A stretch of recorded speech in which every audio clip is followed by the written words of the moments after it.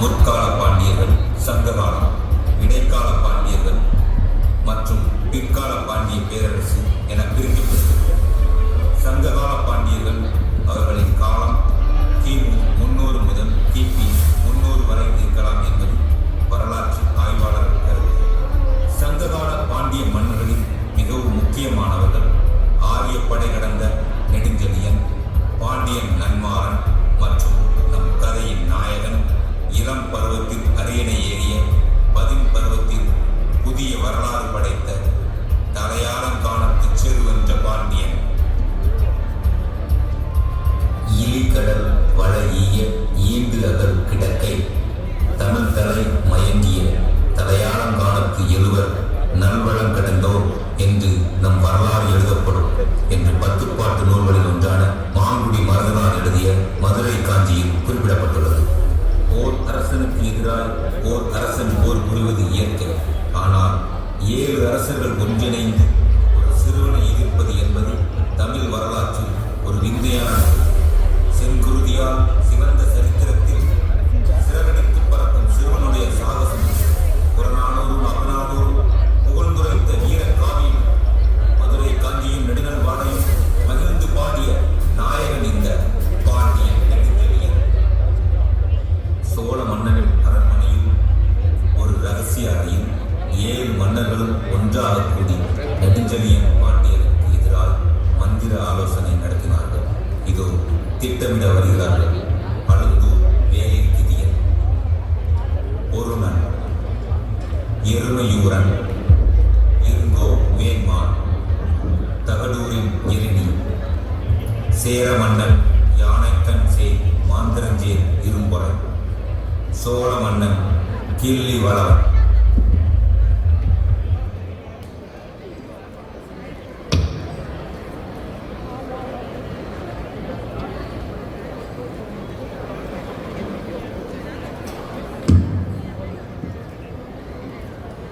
என் அழைப்பை ஏற்று வந்திருக்கும் வீரவேந்தர்களுக்கும் குறுநில மன்னர்களுக்கும் என் ஆழ்ந்த நன்றியும் வணக்கம். யாம் இங்கு கூடியிருப்பதன் நோக்கம் அறிகிறோம். அரசின் ரகசிய அழைப்பை ஏற்று வந்துள்ளோம் அண்ணா. காரியம் மிகப்பெரியதை நினைக்கிறோம்.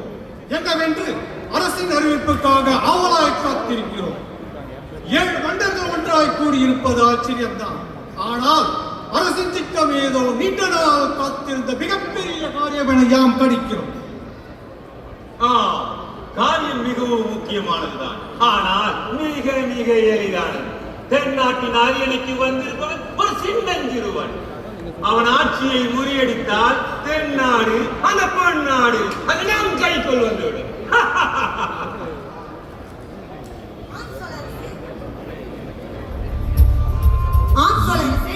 மதுரையின் செல்வ செழிப்பு என் கண்ணை உறுத்திக் கொண்டே இருக்கிறது.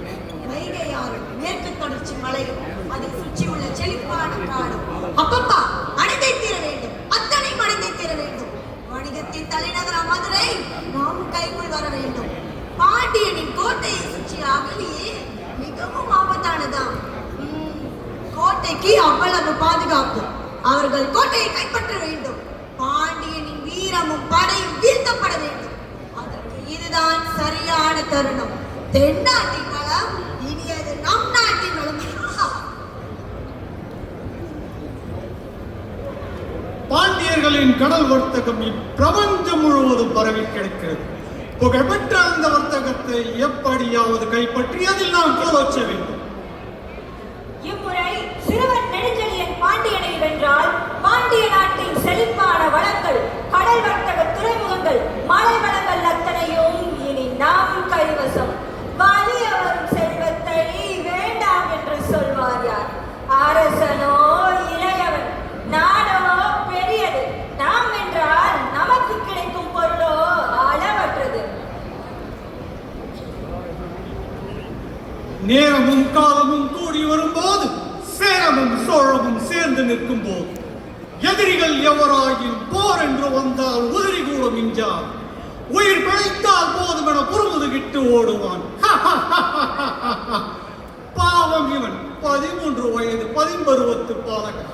இன்னும் தன் பாதுகாப்பிற்காக அரச குல சிறுவர்கள் அணியும் ஐம்படை தாலியை நம்பியிருக்கும் இவன் என்ன செய்துவிடப் போகிறான்?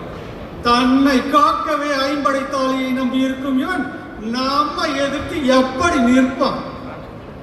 துவார சமுத்திரத்தில் புலிக்கடிமான் மரபிலிருந்து வந்த இருங்கோவின் மாடும் தமிழூரின் எழினியும் நம்மோடு சேர்ந்திருப்பது உள்ளபடியே மகிழ்ச்சி. வீரம் செறிந்த மரபினர் வருகை நமக்கு கூடுதல் பலமும் கூட. இருந்தாலும் ஒரு சிறுவனை எதிர்க்க இவ்வளவு பெரிய படை அவசியமா என்ன? எச்சரிக்கையாக இருக்க வேண்டும் அரசே. கடல் அமைதியாக இருக்கிறது என்பதற்காக புயல் வராது என்று அர்த்தமல்ல. சிறுவன் என்று எளிதில் எடை போட முடியாது. அவன் மாங்குடி மருதனாரின் கவனிப்பில் வளர்ந்தவன், அவரால் செதுக்கப்பட்டவன். அவன் படைகள் வீரமிக்கவை, ஆழி பெருங்கடலின் பேரலை போன்றவன், போர் தந்திரங்களை விட அதிக மன வலிமையுடையவன். அதனால் ஒரு மாவீரனை வீழ்த்த தேவையான அனைத்து வீரங்களையும் நாம் இப்பொழுதே வகுக்க வேண்டும். சரிதான் திடீரே, சிறுவன் தான். ஆனால் பூதப்பாண்டியன் வாரிசு. வில்லும் வீரமும் போர் பயிற்சியும் முறையே கற்றவன் என்பது செவிவழி செய்தி. இளவரசனாக வேண்டிய காலத்தில் அரசனாகிவிட்டான் என்று நாம் இலகுவாக கருத முடியாது. ஒரு சிறுவனை கண்டு 7 அரசர்கள் என்றுவதா? இன்னும் பால்மணம் மாறா பாலகன் அவன். 50 தாலி கலக்கிற பிஞ்சு அவனை கண்டு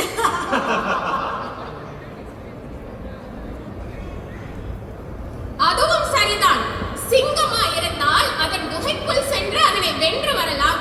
இங்கோ இருப்பது சிறு குட்டிதானே. குட்டி நம்மை தேடி வரட்டும், வர வைப்போம். அரசே, அவனை நம் நாட்டிற்குள், நம் எல்லைக்குள், நம் மண்ணிற்குள் கொண்டு வர வேண்டும். முதலில் அவன் வந்து வீரட்டும். அப்புறம் மதுரையும் நம் வசம், அதன் அளவில்லா செல்வமும் நம் வசம். ஆனால் அதற்கான திட்டமிடல் மிக தெளிவாக இருக்க வேண்டும். சக மன்னர்களின் கருத்துக்களை பார்த்தால் சிறுவன் என்று பாராமல் சிறப்பான வியூகமும் மாயத்துவமும் வாசியம் போல தெரிகிறது மன்னா. ஆகட்டும், புலியின் வேட்டை தொடங்கட்டும். பூதப்பாண்டியன் மகன் பூரா முதுகிட்டு ஓடட்டும். யாம் புலி, யாம் பரிமீறின காலம் முடிந்தது. பாய்ந்தான் எதிரி பயத்தில் மண்டியிட வேண்டும். இல்லையே போர்க்களத்தில் மண்டையவர்கள் பந்துகளை போட உருண்டோடு. ஆம், பாவம் சிறுவன் புலியின் நகோர பசிக்கு இரையாக போகிறான். நீருக்குள் இருக்கும் வரைதான் மீனுக்கு பலம், தரைக்கு வந்தால் தடுமாற்றம் தான். இப்போது பாண்டிய மன்னன் தரையில் விழுந்த மீன் தானே. புலியின் உருமலுக்கு முன்னே தடுமாறிய மீன் தத்தளித்து தலைவணங்கி தானே ஆக வேண்டும். ஆம், அது சரி அரசே. தங்களின் செயல் திட்டம் என்னவோ நாங்கள் அறிந்து கொள்ளலாமா? திட்டம் தீட்டியாயிற்று. ஒரு மீன் ஓட ஒரு மீன் வருவளவும் காத்திருக்குமா கொக்கு என்பதை போல நாம் காத்திருந்ததற்கான சரியான தருணம் இது. அவனை இளையவன், சிறியவன், பால்மணம் மாறா பாலகன் என்று இழிவாக பேசி அதை தூதுவிடம் சொல்லி அனுப்புவோம். அதை கேட்ட அவன் இளம் ரத்தம் துடிக்கும். அனுபவம் இல்லா சிறுவன் நாமை தேடி வருவான், நம்மிடம் வீழ்வான், விண்ணுலகமும் செல்வான். பாவம் சிறுவன் தங்களின் சூழ்ச்சியில் சிக்கிக்கொண்டு சின்ன பின்னமாக போகிறான். வில்லும் புலியும் ஒருங்கே நிற்கும் போது மீனின் தலைப்பை தெரியப்படும். அவர்களுக்கு துணையாய் நாம் அனைவரும் அவர்கள் கரத்தை இன்னும் பலப்படுத்துவோம். பாண்டியன் பதறியோடட்டும், இல்லை நம் காலில் விழுந்து கதறட்டும். வெள்ளையலா பேரரசன் நெஞ்சு எத்தனித்த பாண்டியன் இப்போது நம் கைகளால் வீழப் போகிறான். பாண்டியனின் கடைசி அத்தியாயம் நாம் எழுதியதாக இருக்க வேண்டும். பாண்டியன் பூதபாண்டியன் வாரிசு நம்மிடம் வீழ்ந்தான் என்று நாளை வரலாறு சொல்லும். பாண்டிய பேரரசின் வீழ்ச்சியின் தொடக்கம் இது. பாண்டியன் சாம்ராஜ்யத்தின் அடித்தளம் தகர்க்கப்படும், அது அடியோடு வீழ்த்தப்படும். யாருங்க தூதுவனை வர சொல்.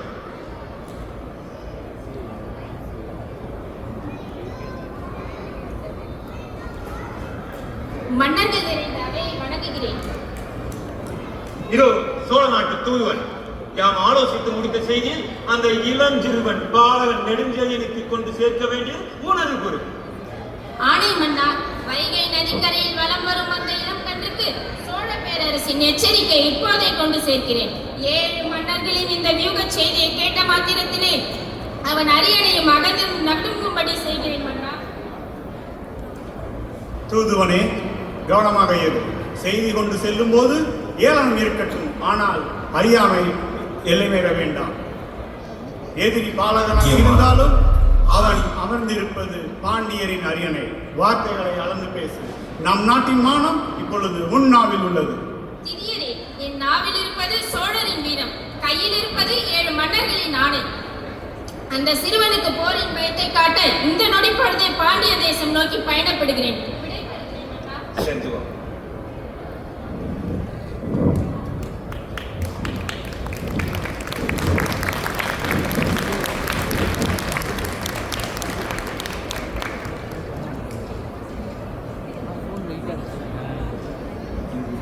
இவன் பாண்டியர் அரசவை சென்றடைகிறான். மன்னர் நெடுஞ்செழியன் பாண்டியரின் அரசவையில் அவை புலவர் மாங்குடி மருதனாரின் முன்னிலையில் தூதுவன் அனுமதிக்கப்படுகிறான். இனி பாண்டியர் அரசவையில் நடப்பதை பார்க்கலாம்.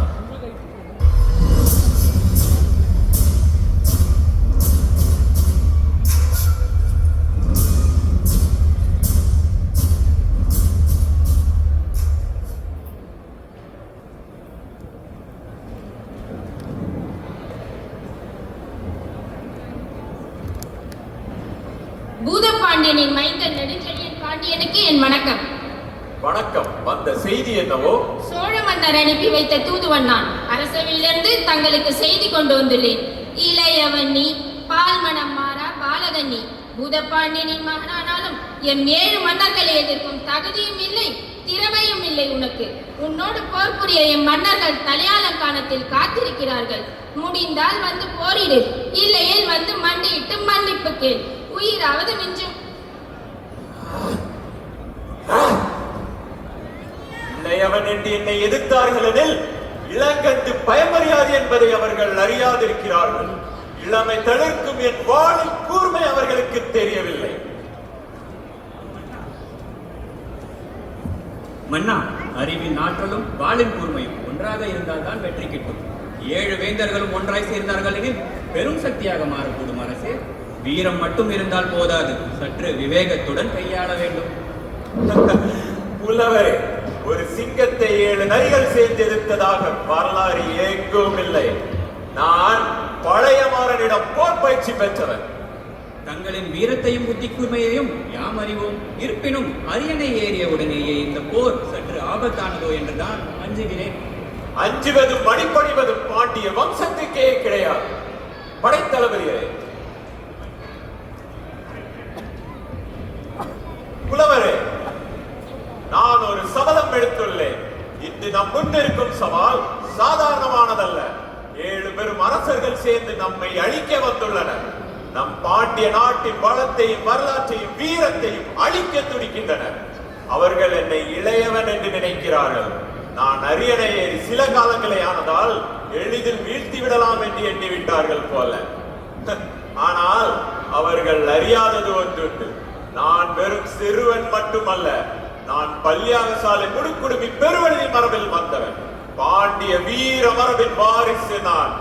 என் இரத்தத்தில் பாய்வது வீரம், என் நாடி நரம்புகளில் ஓடுவது புகழ். என் மூதாதைய நாசிகள் என்னோடு இருக்கிறது. அதனால் தான் உங்கள் முன் என் உறுதிமொழியை வைக்கிறேன். இது சாதாரண உறுதிமொழி அல்ல, என் வஞ்சினம், என் உயிருக்கு நிகரான சபதம். குறித்து வைத்துக் கொள்ளுங்கள். மன்னா, தளபதியாரே, இந்த நேரத்தில் நம் மன்னருடன் முழுமையாக நின்று அவர் காட்டும் வழியில் உறுதுணையாக இருந்து போர் புரிய வேண்டியது நமது கடமை. இது வெறும் மன்னரின் சொந்த கர்வ பிரச்சனை மட்டுமல்ல, நம் பாண்டிய நாட்டின் கௌரவ பிரச்சனை. நம் நாட்டையும் மக்களையும் காக்க வேண்டிய கட்டாய தருணம் இது. என் நாட்டை அழிக்க துடிப்பவர்களை, என்னை இளையவன் என்று எள்ளி நகையாடியவர்களை நான் போர்க்களத்தில் நேருக்கு நேர் நின்று அவர்களுடைய முடியையும் முரசையும் கைப்பற்றுவேன். அவர்களுடைய குதிரைகளும் யானைகளும் பதாகைகளும் என் காலடியில் விடும். அவர்களுடைய அகம்பாவம் என் வாழ்முனையில் சீதரும். ஒருவேளை என்னால் அப்படி செய்ய இயலவில்லை என்றால் என் நாட்டு மக்கள் என்னை கோழையான அரசன் என்று எள்ளி நகையாடட்டும். நான் அரசனாக இருக்க தகுதியற்றவன் என்று என் நாட்டை விட்டு வெளியேறட்டும். மாங்குடி மருதன் போன்ற சிறந்த புலவர்கள் என்னை பாடாமல் வெறுத்து ஒதுக்கட்டும். புலவர்கள் பாட தகுதியற்ற நாடாக எண்ணி அவர்கள் என் நாட்டை விட்டு வெளியேறட்டும். பகைவர்கள் என் நெஞ்சில் வாளை அழுத்தி என் இதயத்தை பிழித்தால் வாழ்வின் கையறு நிலை என்னை வந்தடையட்டும். ஆனால் கவலை வேண்டாம், இது எதுவும் நடக்காது. அவர்களுடைய குட்டியையும் முரசையும் கைப்பற்றுவேன். அரசே, பாண்டிய குலத்தின் குருதி எப்படி கொதிக்கும் என்பதை இன்று நன்றாக உணர்ந்தேன். குலத்தின் பெருமைக்கு ஏற்ற வஞ்சனம் இது. உமக்கு வெற்றி கிடைப்பது நிச்சயம். நீவி நீடூழி வாழ்க. கவலை வேண்டாம் அண்ணா. தங்கள் எண்ணமே எங்கள் செயல். இதோ போருக்கான அத்தனையும் தயார்படுத்தப்படும். ஆயுதங்கள் தீட்டப்படும். குதிரைகளும் யானைகளும் தயார்படுத்தப்படும். போருக்கான அனைத்து தேர்களும் தயார் நிலையில் இருக்கும். மிக சிறப்பு தளபதியாரே. நம் மன்னரின் உறுதியும் யூகமும் எதிரிகளை குழப்பி சிதறடிக்கும். நம் படைகள் முன்னேற வழிவகுக்கும். மன்னரின் வஞ்சனம் படைக்கு பெரும் நம்பிக்கையை அளிக்கிறது. பள்ளியாகச்சாலை முடுக்குழுமி பெருவழுதி மரபும் பழைய மாறனின் போர் பயிற்சியும் ஒரு சேர தெரிகிறது. தொடக்கத்தில் எனக்கு இருந்த சிறிதளவு ஐயமும் இப்போது பஞ்சாய் பறந்து விட்டது. இந்த அரசனை தலைவனாக பெற்று போர் செய்ய கொடுத்து வைத்திருக்க வேண்டும்.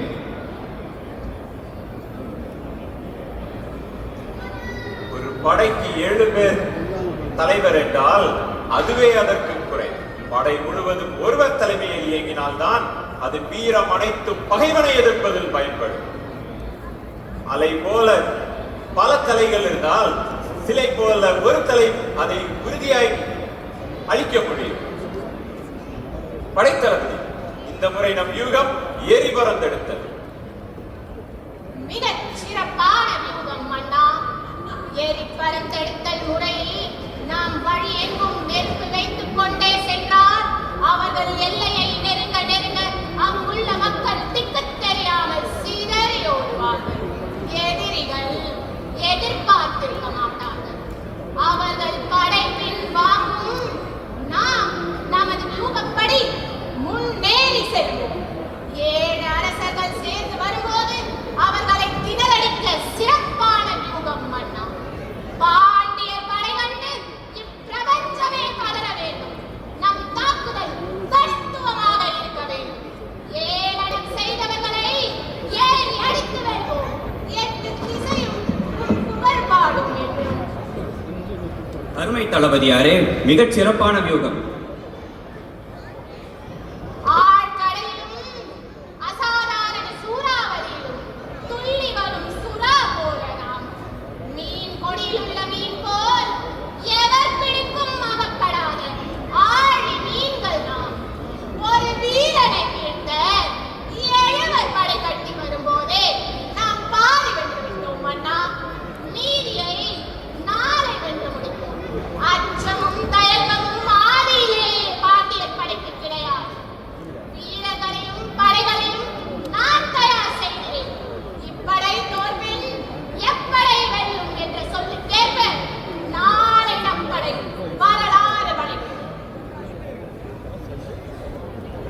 அருமை தளபதியாரே, பாண்டியர்களுக்கு இனி என்றென்றும் வெற்றி முகம்தான். தாங்கள் இந்த போரில் முன்னெடுக்கும் வீரமும் யூகமும் நாளைய வரலாற்றில் பொன்னெழுத்துக்களால் பொறிக்கப்படும். இளம் மன்னன் 7 மன்னர்களை எதிர்த்து களம் காண்பது இதுவரை இந்த மண்ணில் நிகழ்ந்திராத ஓர் விந்தை. நீர் தலையாலங்கானம் சென்று போர் புரிந்து அந்த 7 மன்னர்களை வென்றால் நீ வீர் தலையாலங்கானத்து செருவென்ற பாண்டியன் என்று எல்லோராலும் போற்றப்படுவீர்.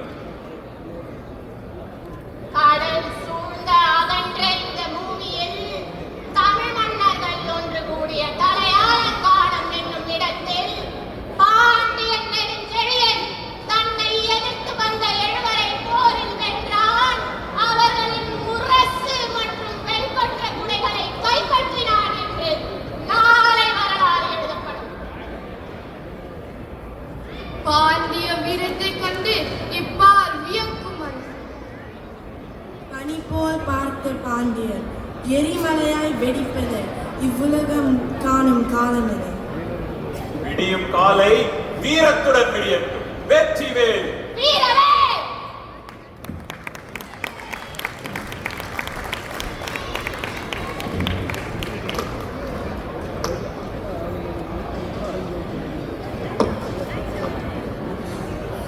பதட்டத்துடன் வந்து சோழ மன்னரிடம் தகவல் தெரிவிக்கிறான். பாண்டியனை எதிர்கொள்ள சோழ மன்னர் கிள்ளிவளவன் தலைமையில் மற்ற மன்னர்களும் போருக்கு தயாராகிறார்கள்.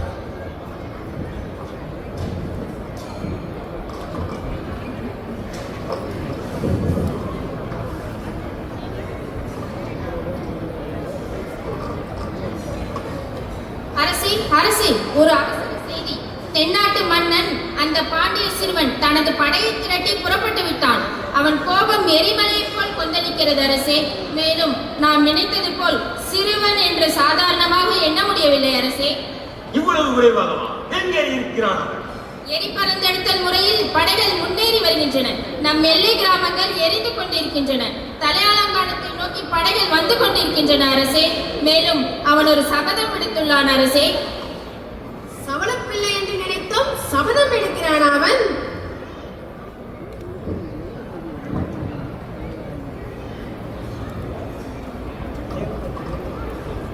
இளையவன் என்று நினைத்தோம் நமக்கு யமனாக வருகிறானே.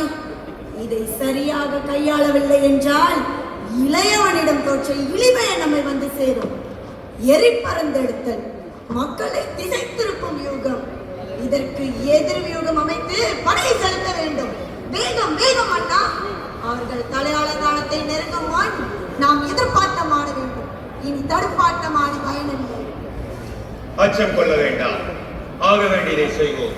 படைகளை தயார் செய்யுங்கள்.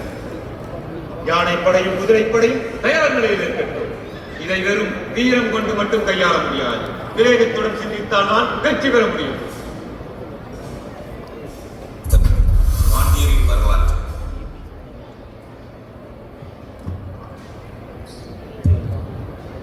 அரசே, இதோ எனது படைகளும் தயார். அந்த பாலகன் தன் தலையில் சூடிக்கொள்ளப் போவது வேப்பங்குமாலையா அல்லது நம் நாடுகளின் வெற்றிக்கணியா என்பதை இந்த கலவையை தீர்மானிக்கட்டும். அந்த அவனது திட்டத்தை முறியடிக்க என் வாழ்முறை காத்துக் கொண்டிருக்கிறது. பாலகன் என்று நினைத்தோம் பாலகன் படை கட்டி கொண்டு வருகிறானே. பிள்ளை பருவம் தாண்டவில்லை, அதற்குள் பிள்ளை என்று கொண்டு வருகிறானே. போரில் கூட அவனை சமாளித்து விடலாம் போல. அவன் இட்ட சபதத்தை கேட்ட பிறகுதான் சற்று யோசிக்க வேண்டியிருக்கிறது. உண்மைதான் இருங்கோளே. அவன் நாவில் இருந்து வந்த ஒவ்வொரு சொற்களும் கடை தைப்பதை விட கொடுமையாக இருக்கிறது. முதுமை அடையாத சிறுவன் என்று நாம் எள்ளி நகையாடியது இப்போது நெஞ்சில் நெருப்பாய் எரிகிறது. இதோ என் போர் முரசும் அவனுக்கு பதிலடி கொடுக்க தயார். சிறுவன் தானே, நம்மிடம் பயத்தில் மண்டியிட்டு மன்னிப்பு கேட்பான் என்று நினைத்தோம். ஆனால் நேருக்கு நேர் சந்திக்க தயாராகிவிட்டான். ஏது எப்படியோ கோரஞ்சாகிவிட்டது. இனி களத்தில் சந்திப்போம். வெற்றியே! வீரர்களே!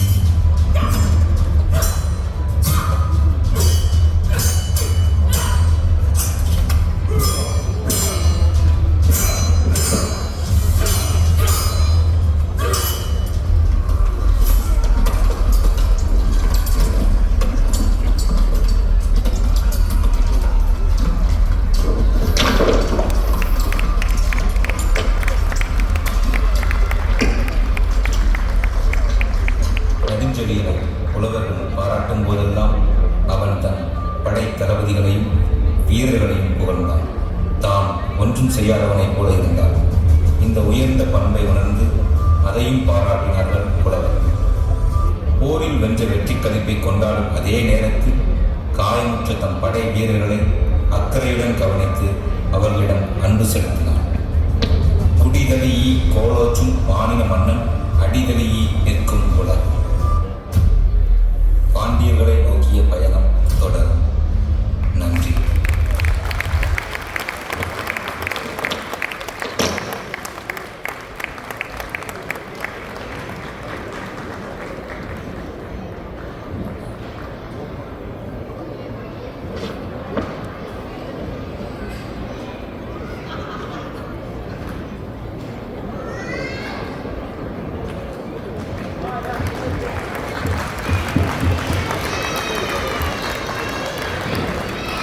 நன்றி நன்றி. இந்த உலகத்தையே கடந்த ஒரு அனுபவம்.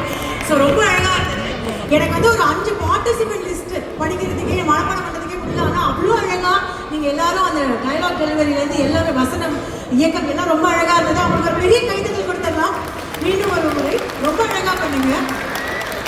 அவங்களுடைய இந்த உழைப்புக்கு வந்து ஒரு ரெகக்னிஷன் அப்படிங்கிறது உங்களுடைய கைதட்டல் தான். இன்னும் ஒரே ஒரு வாட்டி கேட்டு வாங்குறோம் சத்தமா அரங்கம். அதுல ஒரு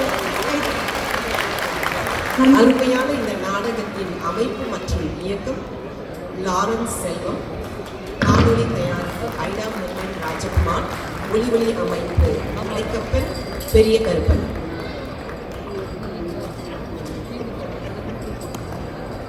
அதுக்கு முன்னாடி ஒரு அனௌன்ஸ்மெண்ட். ஸோ மதிய உணவு வந்து 1 மணிக்கு தொடங்கும். இப்பொழுது இந்த நிகழ்ச்சியின் ஒருங்கிணைப்பாளரை கௌரவிக்கும் விதமாக ஷான் குத்தாலிங்கம் அவர்களை மேடைக்கு அழைக்கிறோம்.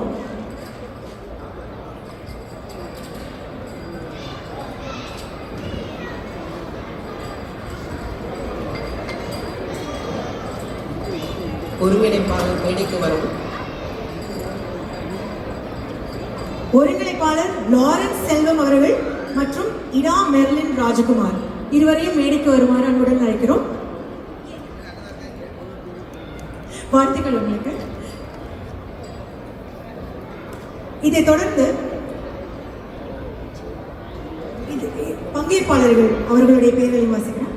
அடைக்கப்பன் பெரிய Karuppan, Anusiya Kuzhandhai Velu, Ida Merlin Rajakumar, Kavitha Murugesan, Samiya KP, Bhaskar Purushothaman, Fenlon George, Lawrence Selvam, Rama Subramanian, Ravikumar Alagappan, Rohini Saravanan, Vijay Rajendran, Sara Vijay மற்றும் ஸ்ரீ பெரியநாயகி அடைக்கப்பன். அனைவருக்கும் வாழ்த்துக்கள். நன்றி. இந்த அழகான நாடகத்திற்காக ஒரு புகைப்படத்திற்காக நிற்குமாறு வேண்டி கேட்டுக்கொள்கிறோம்.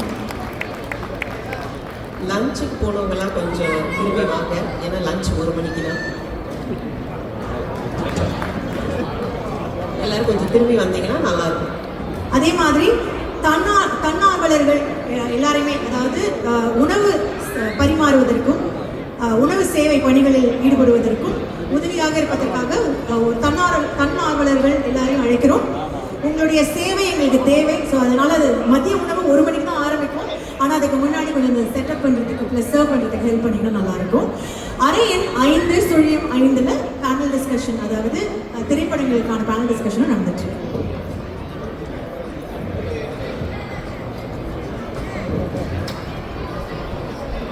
அடுத்த நிகழ்ச்சி வர்ஜீனியா தமிழ் சங்கத்தின் தமிழ் கல்வியின் சிறப்பு. தமிழை ஒரு பாடமாக மட்டும் கற்று